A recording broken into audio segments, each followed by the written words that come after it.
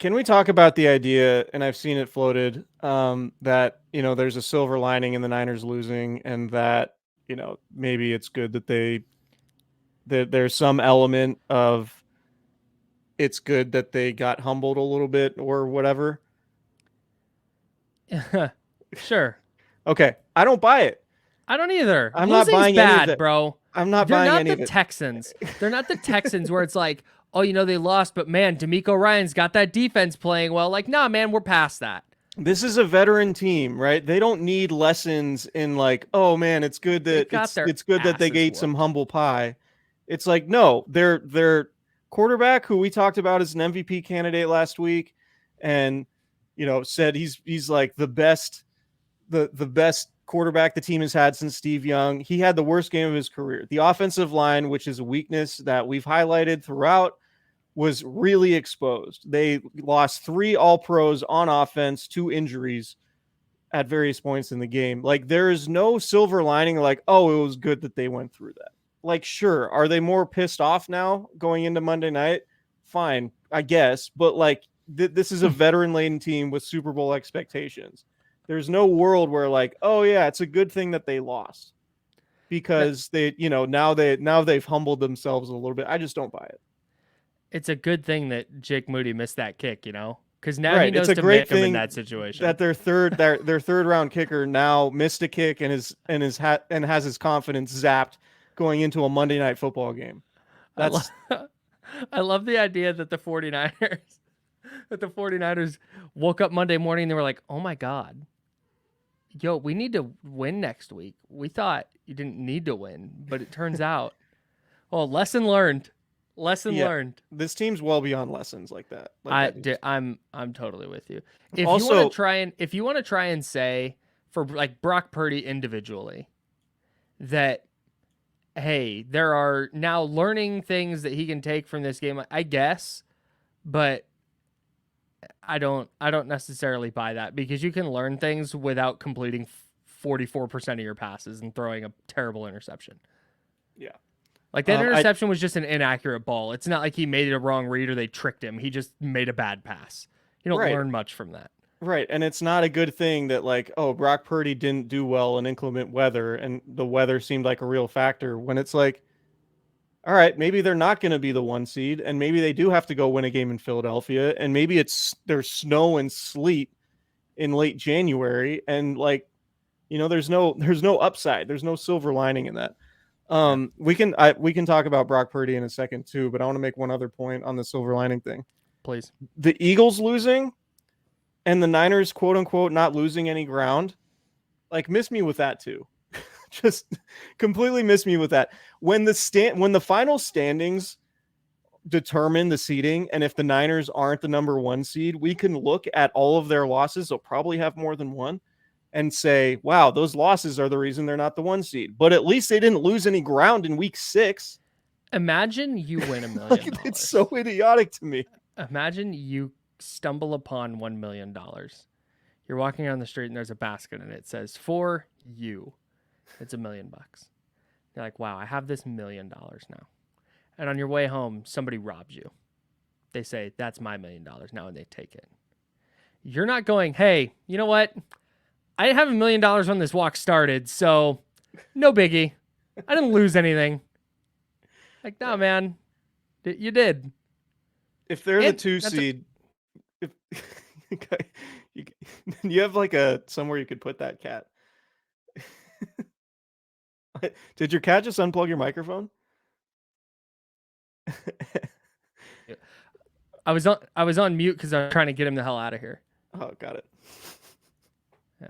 Anyways, No, but I just, they didn't lose any ground because yeah, it's a good thing that the Eagles lost from the Niners perspective. But to say like, oh, the Niners loss matters less because they didn't lose any ground, just like doesn't track.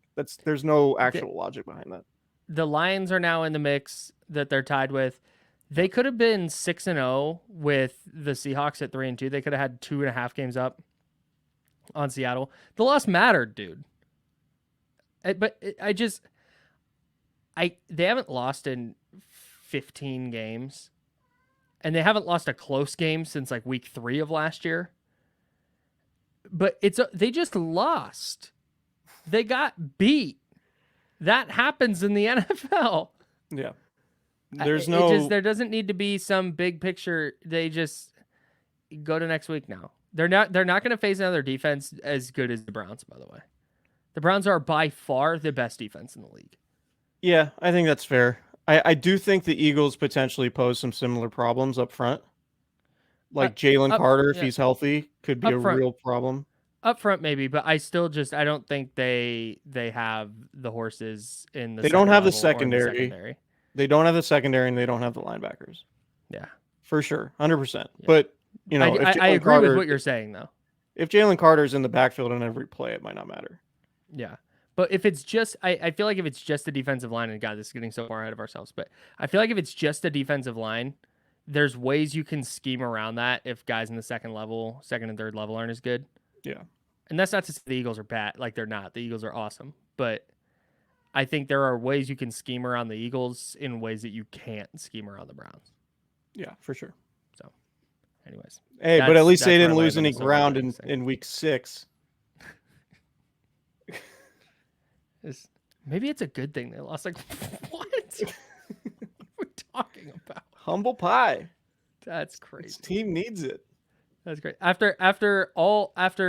problem with that take specifically, and the reason I cannot have that take, is because week 1 they went into Pittsburgh and they just demolished the Steelers, right? And then they do the same thing in the second half of week 2 against the Rams, and then they smoke the Giants and the Cardinals and the Cowboys. And the thought was, this team is so dialed.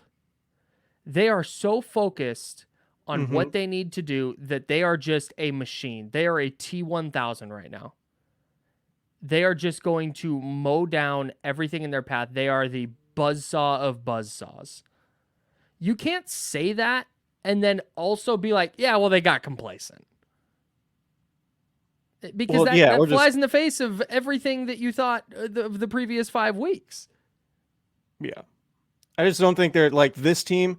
If you're a young, inexperienced team that hasn't gone through 3 deep playoff runs and experienced everything the 49ers have gone through, and this team more than any in the NFL knows the value of seeding, right? The only time this group has gone to the Super Bowl is when they were the number 1 seed. And that's their goal this regular season, is to be the number 1 seed. There's no silver lining in losing a game that you probably should have won. This wasn't it, and it wasn't they tossed their helmets on the field and, got punched in the mouth and they weren't expecting it. And, oh my God, they just lost to a worse team.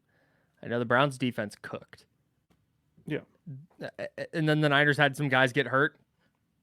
And then the Niners missed 2 field goals, and that's how you lose.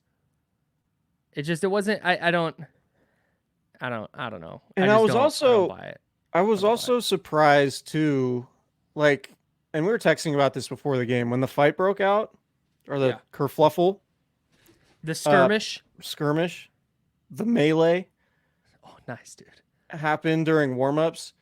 It felt like, man, why is Cleveland trying to rile up this team that could be sort of sleepy on a 10 a.m. start after a big win last week? Like, why would Cleveland want to poke the bear? But the Browns were the team that was more pissed off. Yeah. The Browns were the team that played with more of an edge than the Niners did on Sunday. Yeah. That was pretty clear. And I thought that was surprising because you think about that stat last year that every team the Niners played lost the week after because the Niners, issued this physical punishment on their opponents last year. In my mind, I was like, damn, the Browns picking fights with the 49ers, if that's how it actually went. We don't know. Mm-hmm. But if the Browns tried to fight the 49ers and riled them up, you would think the Niners would be the team that comes out and, all right, we're just going to demolish you now. Right. And that's clearly not what happened. It was exactly the opposite. Yeah, I'm sure they wanted to, but they couldn't. Yeah. So there's no silver lining in that game for me. What if after all this, I was like, you know what? Maybe it's a good thing they lost. Hey, Jake Moody got it out of the way, man. He can roll now. Got it out of his system. It's like, no, that's not how it works. Yeah. He was They're trying to make the ultimately- kick. He wasn't at trying the- to miss it to get it out at- of his system.